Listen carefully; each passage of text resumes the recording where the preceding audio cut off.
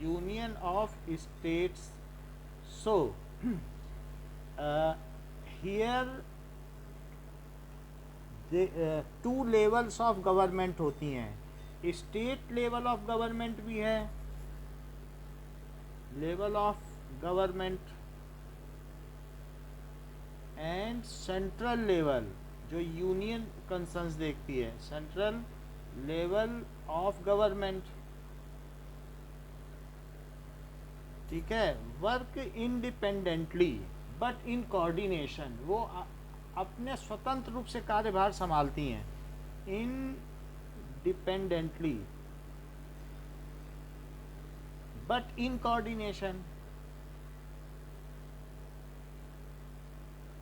Nation such system, no power, central power is not it. ये यहाँ पर ऐसा नहीं है कि इंटरवीन नहीं कर सकती है उसके किसी काम में, भले ही उसको ज़्यादा अधिकार प्राप्त हों, बट उसके किसी काम में इंटरवीन नहीं कर सकती है कि तुम ऐसा नहीं कर सकते, तुम ऐसा नहीं कर सकते. इंडिपेंडेंट है. In addition we also have third tier of government. In addition we also have या तो मतलब municipal corporation, municipal corporation level, यानी ये कहा जा सकता है ऑफ गवर्नमेंट.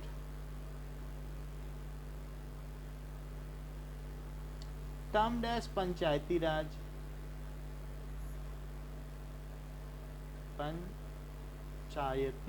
राज. अब यहाँ पर जो इंडिया में है, India is a Republic. What does it mean by India is Republic?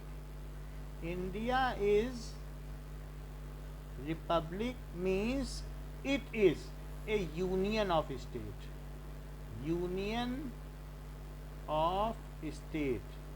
तो भारत क्या है? गणराज्य है, गणराज्य. गण का मतलब क्या होता है? यूनियन, और राज्य का मतलब स्टेट. तो हम क्या है? भारत एक गणराज्य हुआ कि नहीं? अच्छा, इतनी बात हो गई. तो हम in our country there is a federal structure, जो कि हमारी स्टेट गवर्नमेंट और सेंट्रल गवर्नमेंट में अलग अलग पावर है. बेल्जियम के केस में हमने देख लिया है कि बेल्जियम में जो अलग अलग जगह पर, पूरे बेल्जियम में दो तरीके के स्पीकिंग लोग थे. बताओ कौन कौन से लोग थे जो पिछले वाले में आप देख. तो यहाँ पर हमने देख लिया कि जो बेल्जियम में ये यहाँ पर रीजन है, तो ज़्यादातर लोग, ये यहाँ पर आप देखिए ये येलो पोर्शन है, ये डच स्पीकिंग है. तो डच स्पीकिंग लोग पूरे बेल्जियम में ज़्यादा थे.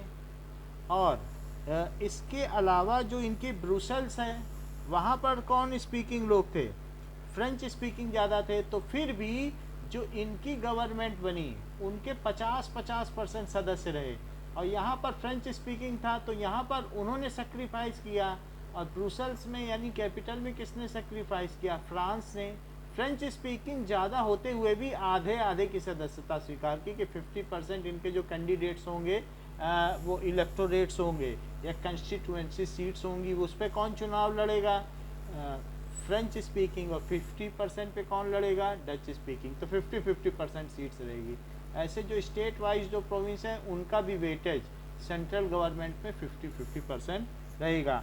हाउएवर देयर इज अगेन, वहाँ पर जो है वो फेडरल स्ट्रक्चर है. जो भी हो, there is the mutual understanding. जैसा भी हो, वहाँ पर भी एक सेंट्रल गवर्नमेंट है और एक स्टेट गवर्नमेंट है. तो इस तरीके का जहाँ भी स्ट्रक्चर होगा उसको क्या कहेंगे?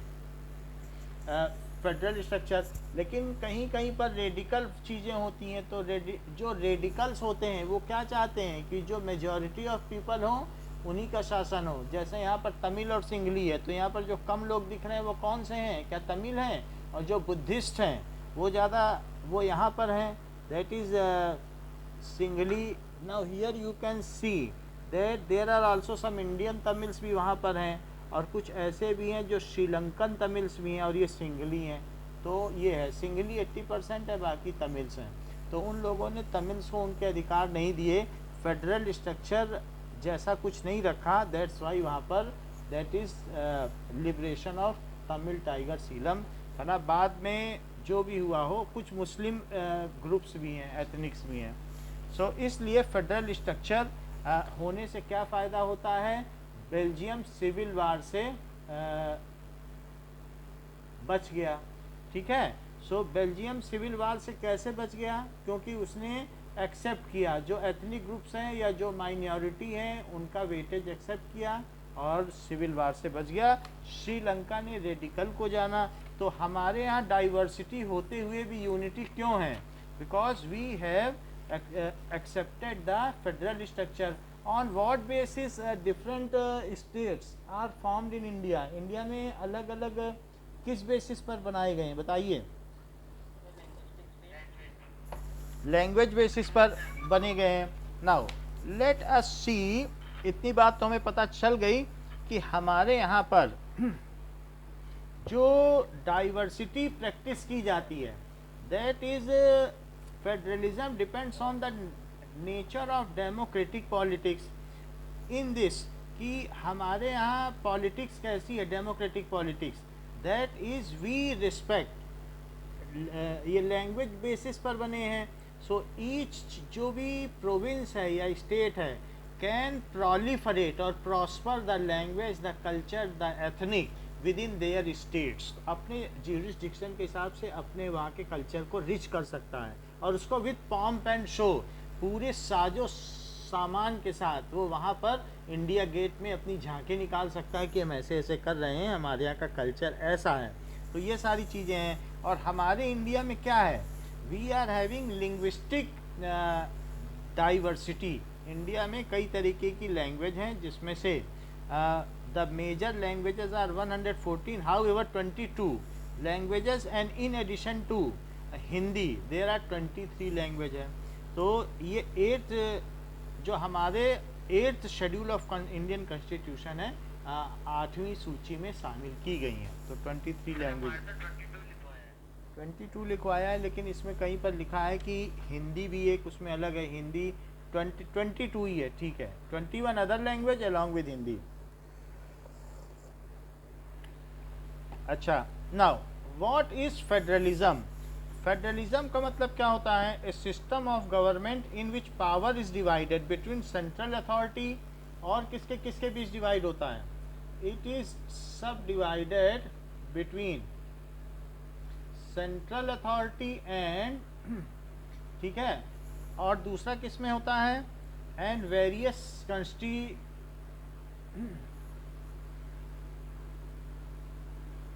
एक मिनट नाउ,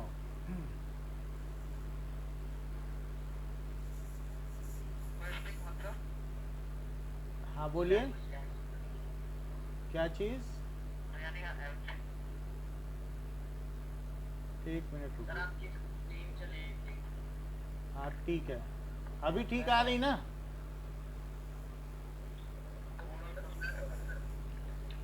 सो ब्लर है तो ठीक कर देंगे।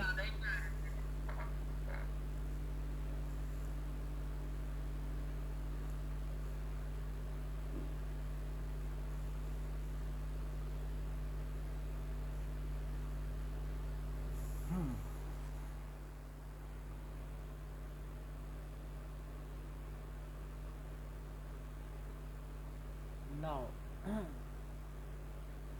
इतनी बात हो गई। सो there are some terms which we need to know. What are those terms? तो ये बताइए यूनिटरी सिस्टम क्या होता है?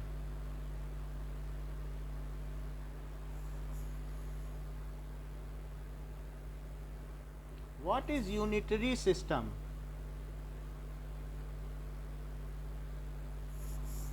Okay, it is a system in which either there is only one level of government or sub units are subordinate to central level.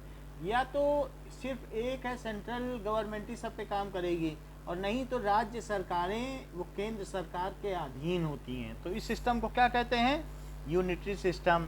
So it is a system of government, it is a system of government in which, जैसे बहुत छोटे छोटे country हैं, in which either there is only one level of government, either हमारे यहाँ तो 3 level का है, there is only one level of government,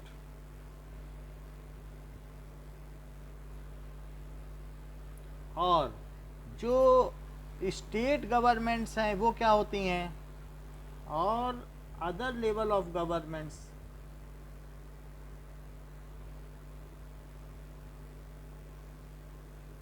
जैसे एग्जाम्पल है स्टेट गवर्नमेंट,